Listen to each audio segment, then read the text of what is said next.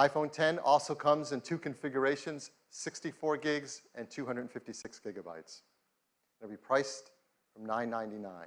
So ever since a few years ago, Apple really raised the bar on how much we're expected to pay. It has really been just an exercise year after year to see how many more features they can cram into smartphones to make the prices almost unjustifiable.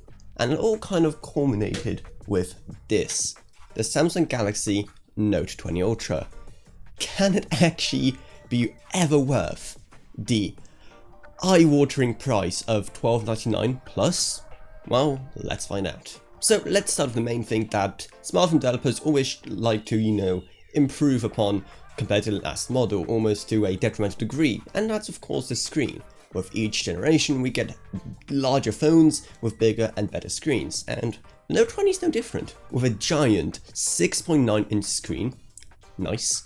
It is an absolute beauty of a display with a resolution that's up to 1440 by 3088 and up to 120Hz refresh rate, plus HDR10 as well, making absolutely amazing for any kind of media consumption. But notice how I said up to then a couple of times, and that's because, well, let's already start complaining.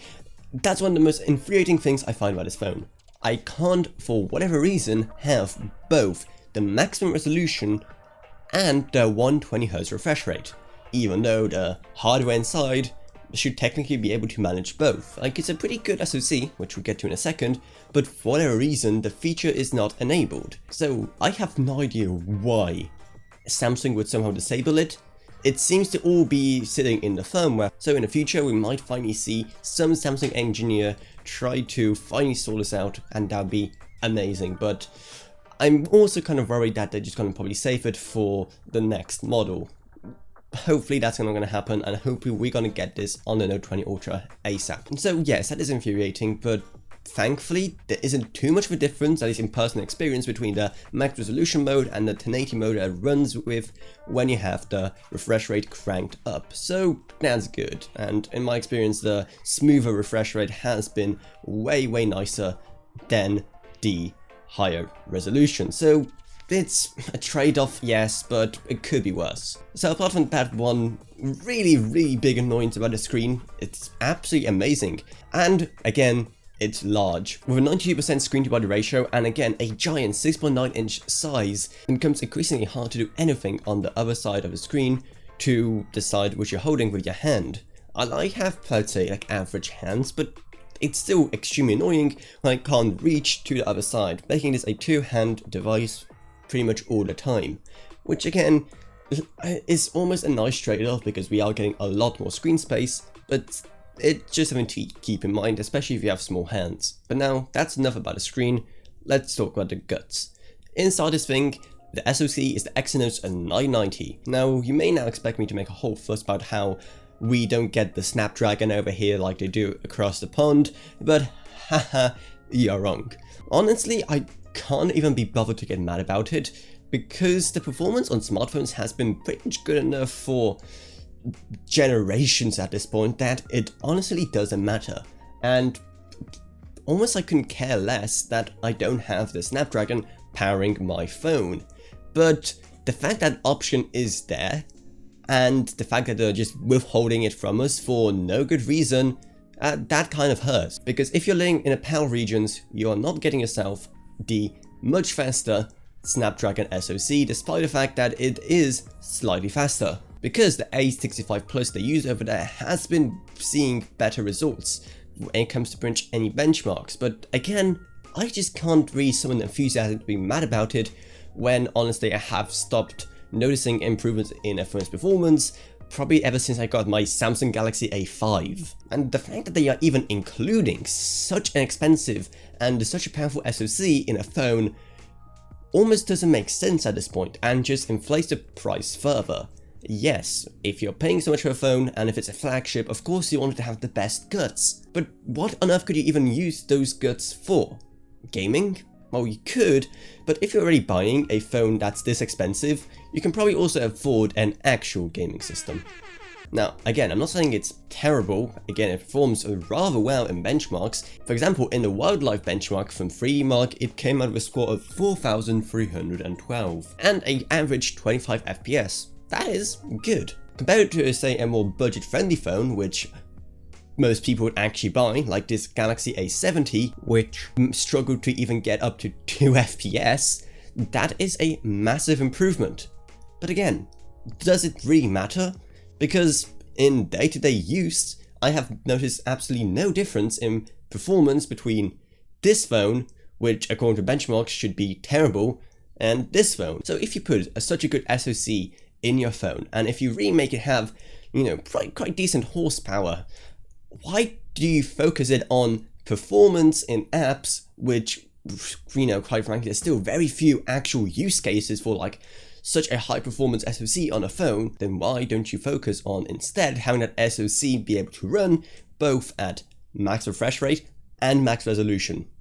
It sounds like a way better deal to me, but I'm no Samsung engineer. And it's not even an Exynos thing, because even though here we're apparently not worthy to have the Snapdragon 865 Plus, not even the Snapdragon can run the screen on both max refresh rate and max resolution, so I have no idea what they're doing. But anyway, enough complaining about that for now. I could complain about it for a lot longer. So instead, let's complain about some other things, starting with the fact that there's no audio jack. Now, yes, I know they are slowly going extinct, but isn't the point of a flagship to have everything possible, have all the features, have all the conveniences in one phone? So what were they thinking when they didn't include an audio jack? Now, when I was first buying this phone and I saw that, I knew that I was going to talk about this a lot in my review. But honestly, Samsung did kind of make it better by including a pair of Type-C headphones with the phone, and they are from AKG no less. And what soothes my lust for a audio jack even more is the fact that those are some amazing headphones. Like, you know you've done something right when the first time I tried those headphones, I audibly just said, wow, the second I finally got a song playing on them. They are absolutely amazing quality headphones that really do almost make the whole no Type-C compromise worth it. But again, it is a flagship. I expect to be getting everything possible, because this way you can, for example, charge your phone while having some headphones plugged in at the same time. That's just some extra convenience I have in my old A70 compared to this. Doesn't make sense seeing how this is a flagship and that one really wasn't, but oh well. Though I guess the argument can also be made that if you're already spending this much on a phone, you can also afford to get yourself some Galaxy earbuds. And seeing how the Galaxy Buds Live, the most expensive Galaxy Buds on offer, come in the same colors as the Note 20 Ultra, it really seems like that's their intention for everyone who wants to buy this phone. Again, it's almost understandable. At the point where you're spending so much on a phone, they almost expect you to have everything you need already. It's a bit annoying and a bit more restricted to people who, for example, save up a lot of money to get this phone, but whatever, it's somewhat makes sense. Now let's talk another thing that's been really mocked about this phone, and that is the camera, because on the back, the camera setup is huge, with the camera board being so big that it literally tips your phone when it's lying down, and you can literally just wobble it to side to side. That's how big it is. Now, honestly, it's not as big of a problem as I first imagined. Yes, dust does have a tendency to gather around it, but if you do have a case for it, then you can definitely get a case that just makes the whole back smooth if you want. But apart from that, well, it's just a big camera board. It's 2021, we should probably get used to it because they'll just keep getting bigger. But at least the camera at the back is absolutely amazing, with the main lens being up to 108 megapixels, which is sick. I just don't know what I have to say. The pictures that the thing takes are absolutely beautiful, and the extra quality is definitely visible. But it's not just the hardware of the camera that's cool, the software is, as always, pretty sweet. You have cool features that you probably only use once, like slow-mo. They, as always, make a return, and better than ever. But one thing I've kind of been surprised by is the photo guide mode, which basically means that when you want to take a photo, it directs you where you should aim your phone to have the best possible composition, which at first I definitely didn't really think it would work. As a photographer myself, I did really not expect that a phone could create a better composition than a person, but surprise, surprise, Samsung somehow made the task of creating a composition for a photo fall to the AI as well, because it's good. It's actually pretty good and makes sense, so props to you for that. Another feature I've really appreciated is the fact how you can very quickly change the quality and aspect ratio of your photos and videos. And seeing how mostly you'll be taking photos with a 108 megapixel lens, you definitely want to use it, because otherwise you may end up with super giant photos or super giant videos when you really don't need them. And I've really struggled, for example, with sending such giant images on things like Discord, for example. Like, even though I have Discord Nitro and it should allow me to send files that big, the upload just never actually finishes. So if I want to upload any photos or videos to Discord from this phone, I have to decrease the quality, and thankfully they make it pretty easy, so that's cool. Though one thing that Samsung still fails to get right is the horrendous over-sharpening effect that happens when you apply any level of zoom to your photos. It makes the photos absolutely ugly, and I can't believe it that they still haven't fixed it after so many generations of having this issue. Like, how on earth can you have such an oversight? But hey, at least you can take pretty high quality videos as well, because you can also take video in 8K 30fps mode or 4K 60fps mode as well, both of which look pretty amazing. In fact, I made a whole video which shows off exactly how well this camera records at 8K, so I recommend you check it out. But watch it after this video. Don't go watch it now, watch it later, okay? Oh, and if you really care, yeah, there's a front camera, it's pretty good.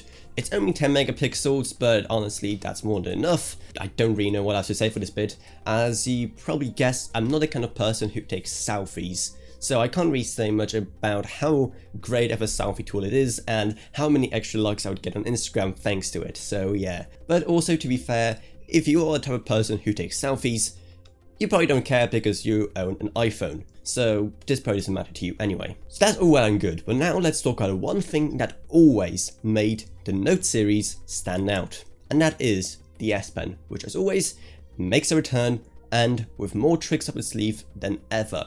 With a new record low latency of just 9 milliseconds, it feels amazing to use. It feels super smooth and so natural, which is absolutely awesome.